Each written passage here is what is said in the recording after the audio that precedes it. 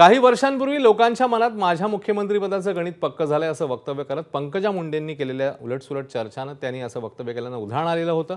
आता त्याच पंकजा मुंडेंना काँग्रेस नेते विजय वडेट्टीवार यांनी थेट ऑफर दिली आहे। राजकारणातून निवृत्तीचा विचार मनात येत असल्याचं वक्तव्य पंकजांनी केलं। त्यामुळे पंकजा ओबीसी असल्यानं त्यांच्यावर अन्याय होतोय, त्यांनी भाजपमधून बाहेर पडावं, महाराष्ट्राच्या पहिल्या ओबीसी मुख्यमंत्रीपदासाठी काँग्रेस त्यांना पूर्ण साथ देईल असं वक्तव्य करत वडेट्टीवारांनी राजकीय खळबळ उडवून दिली आहे। तर दोन्ही उपमुख्यमंत्री मराठा असल्याची खंत वडेट्टीवारांनी बोलून दाखवली।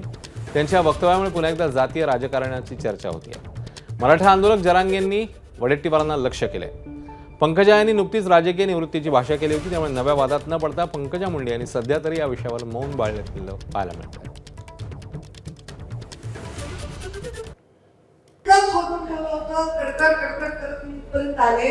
आणि माझ्या प्रियला म्हणलं मला आला कंटाळा।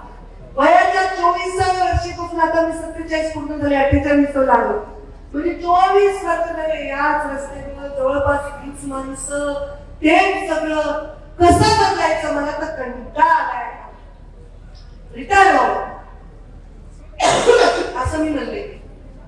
पण या कार्यक्रमात जेव्हा मी आले आणि तुम्हाला सगळ्यांचा उत्साह बघितला, जाग्यावरच्या गरीब घरामधल्या या चमकणाऱ्या डोळ्यांना मी जेव्हा बघितलं, तेव्हा वाटलं आपलं काम संपलं नाही। पंकजा ताईंना आमची विनंती राहील, एक ओबीसी नेता म्हणून, की तुम्ही अशा प्रकारचं पाऊल न उचलता बिनधास्त पक्षातून बाहेर पडा, ओबीसीचं नेतृत्व करा आणि महाराष्ट्राचे तुम्ही ओबीसीचे पहिले महिला मुख्यमंत्री व्हा, यासाठी आम्ही तुम्हाला साथ देऊ। बाहेर पडा भाजपातून आणि या मैदानात आमची त्यांना विनंती असणार। पंकजा मुंडे जर का भाजपला बाहेर पडला, काँग्रेस त्यांना पक्ष घ्यायला तयार आहे? 100% घेऊ, हायकमांडला विचारून घेऊ। तो अर्थात माझा अधिकार नाही। तुम्ही म्हणाल की वडेट्टीवार सर्वोच्च नाही आहे, छोटा कार्यकर्ता आहे, पण आमची विनंती राहील की हायकमांडला सुद्धा या नेतृत्वाला सोबत घेतलं पाहिजे। वडेट्टीवार काँग्रेसमध्ये किती दिवस राहणार आहे हे एकदा विजय वडेट्टीवार यांनी सांगितलं पाहिजे। चंद्रपूरमध्ये विजय वडेट्टीवारांना साधे नगरसेवक सांभाळता येत नाहीत। चंद्रपूरमध्ये विजय वडेट्टीवार तुमच्या नेतृत्वात नगरसेवक टिकायला तयार नाहीत आणि तुम्ही पंकजाताईंना ऑफर करताय। तुम्ही स्वतः काँग्रेसमध्ये किती दिवस राहणार हे महाराष्ट्राला ठाऊक आहे। तुम्ही देखील काँग्रेस सोडणार आहात।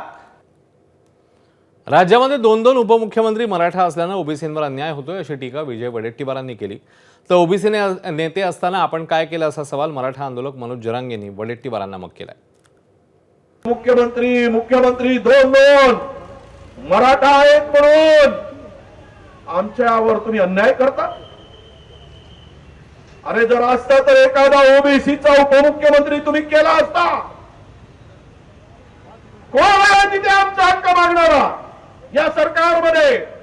म्हणून तिजोरी खाली करण्याचं काम कुणासाठी चाललंय? तुम्ही होते ना ओबीसीचे नेते, तेव्हा तुम्हाला काही नाही देता आलं।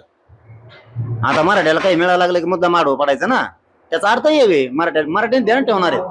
मराठा आरक्षणाला कोण कोण विरोध करते हे मराठ्यांच्या लोकांनी लक्षात ठेवावं। जो ओबीसीचा मराठ्यांकडून असेल त्याच्या पाठीशी राहावं, पण जो विरोधात जाईल त्याचा मात्र आता काटा काढायला लागतो राजकीय।